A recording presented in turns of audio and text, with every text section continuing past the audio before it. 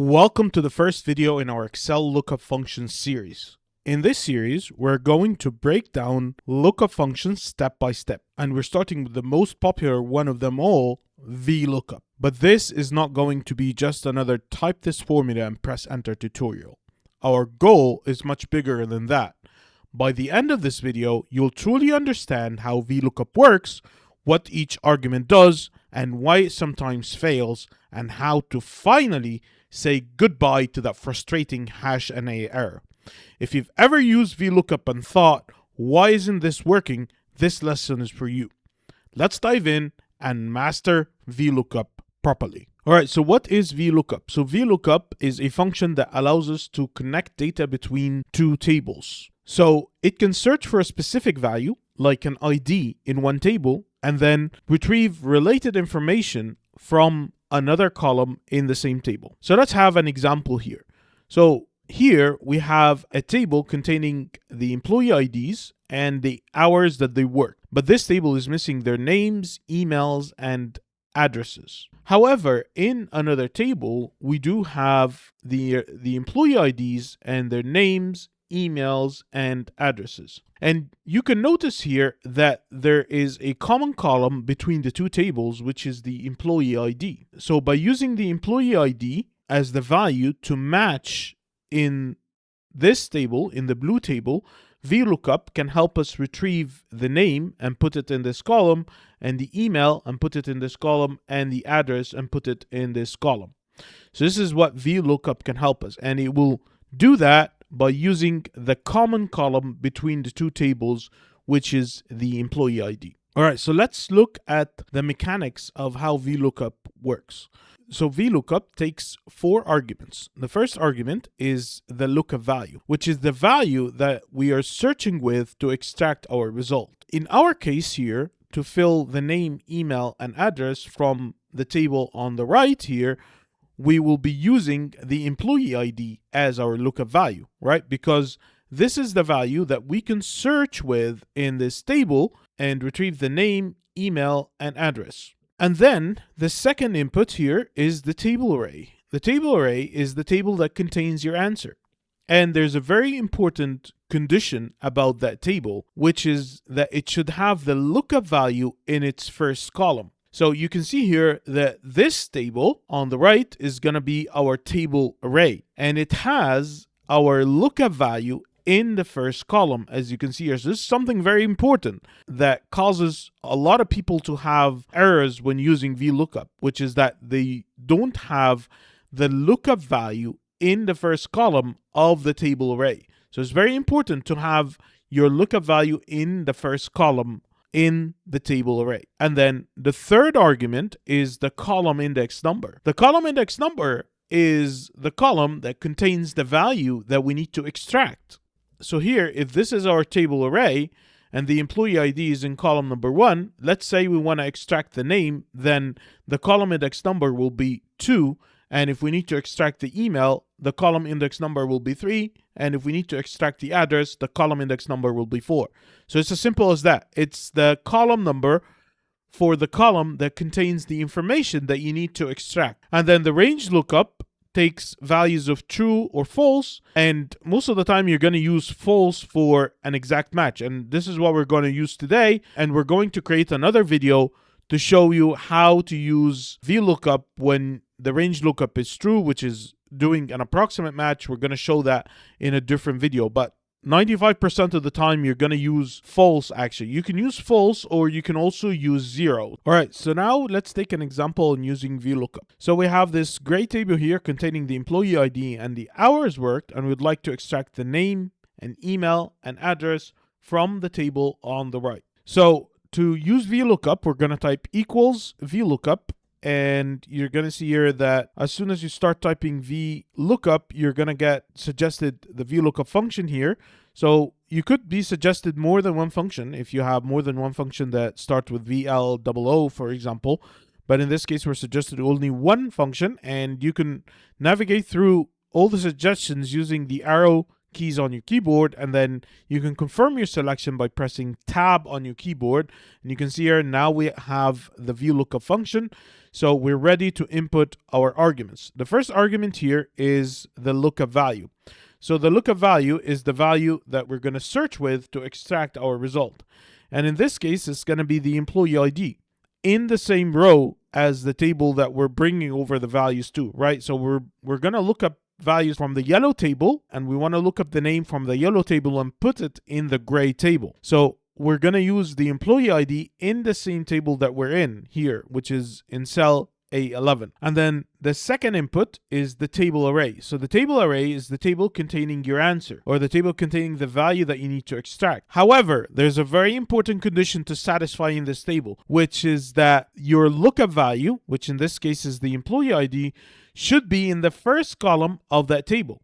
So if we select this yellow table here, this condition will be satisfied, right? This employee ID value is in the first column of our table array, right? It's very important that the value that you're using to look up with is in the first column of your table array. Otherwise, VLOOKUP is not going to work and you're going to get an error. The third input is going to be the column index number. The column index number is the column number that contains the answer or the value that you need to extract from your table array. So this is our table array, this yellow table here, and employee ID is going to be column number 1, the name is going to be column number 2, the email is going to be column number 3, and the address is going to be column number 4.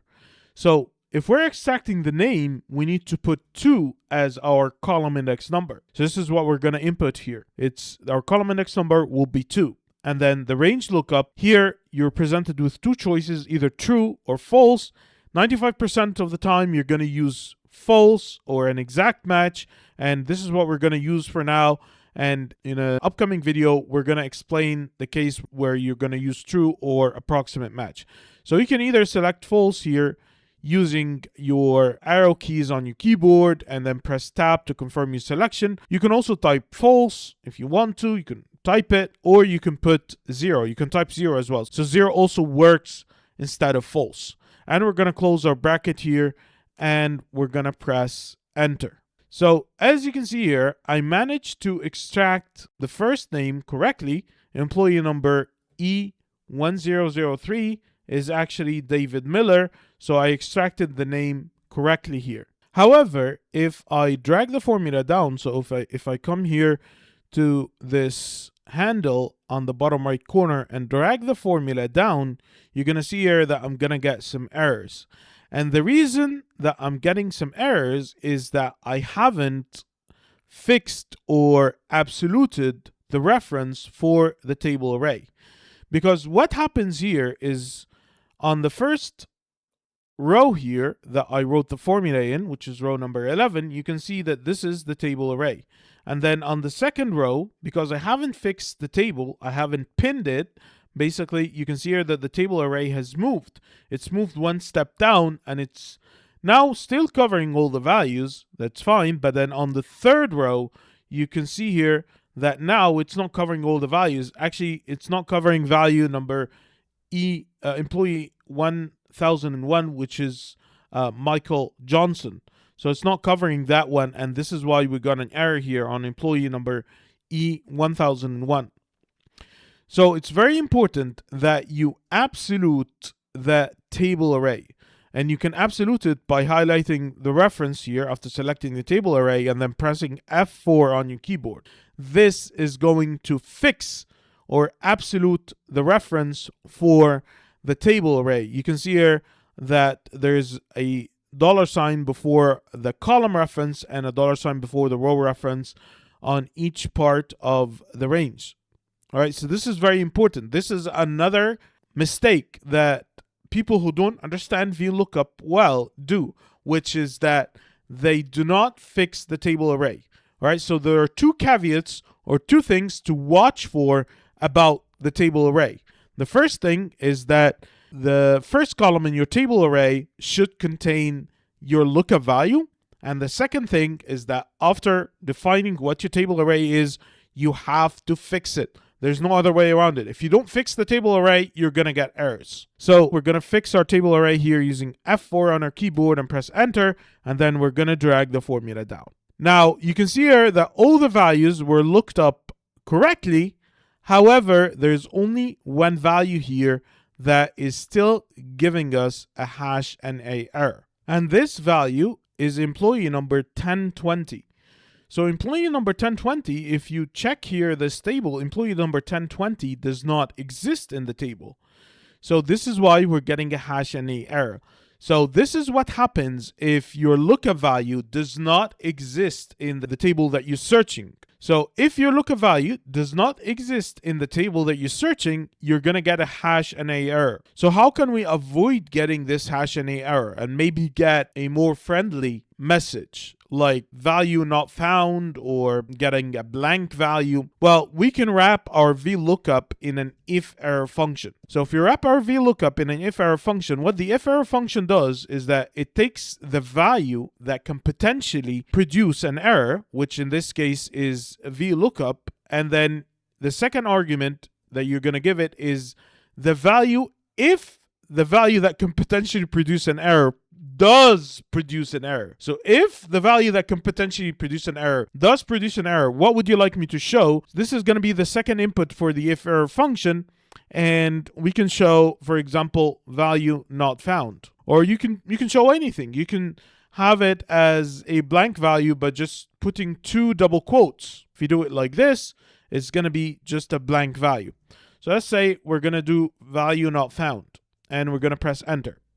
Okay, so we've updated the formula in the first cell here, and then we can just drag the formula all the way down, and you will see here that the last cell here for employee number 1020, which does not exist in the yellow table, has produced value not found. So the IFERROR function is a great function to wrap your VLOOKUP in case you don't find your lookup value and you get a more friendly error instead. All right, so what if we need to extract the email from the yellow table? So then we need to write the same formula again. All right, so I'm going to start with typing the VLOOKUP first. So VLOOKUP, and the value that we're going to search with is the employee ID. And then we're going to put a comma, and then the table array is going to be this yellow table here, and we're going to absolute that using F4 on our keyboard, and then the column index number, in this case, the employee ID is the first column, name is the second, email is the third, and the address is the fourth column. In this case, our email is in the third column, and then the range lookup is going to be an exact match. And then we're going to press enter, and you can see here that our VLOOKUP is going to work except for employee number 1020, which does not exist.